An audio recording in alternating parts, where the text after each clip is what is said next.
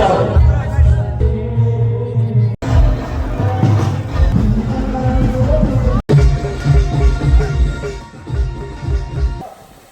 પૂજ્ય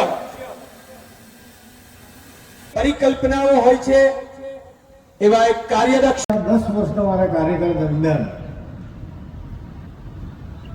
સરકારી કાર્યક્રમો સિવાય કોઈ પણ કાર્યક્રમમાં આ 10 વર્ષમાં હું કોઈ હાજર રહ્યો, દમણ હોય, દીવ હોય, સિરવાસા, તો પહેલો થાય.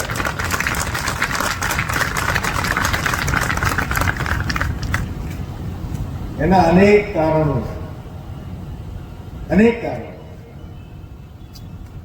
કારણો એ છે, થોડું મજાકમાં પણ કહું છું,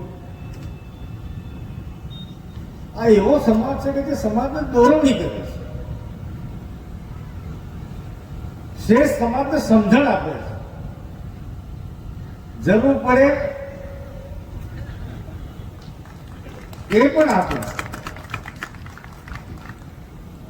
આ એવો સમાજ હું પ્રભાવિત છું, જૈન સમાજ. આખા ગામમાં એક જૈનનું ઘર હોય, હું ગામડામાંથી આવું છું, મને ખબર છે, આખા ગામમાં જૈનનું એક જ ઘર હોય, ગામનો શેઠ કહેવાય. અપ ટુ ડેટ વ્હાઈટ ટોપી, વ્હાઈટ જબ્બો, વ્હાઈટ ધોતી, અત્યારે લેગો પેન્ટ શર્ટ પહેરતા હશે.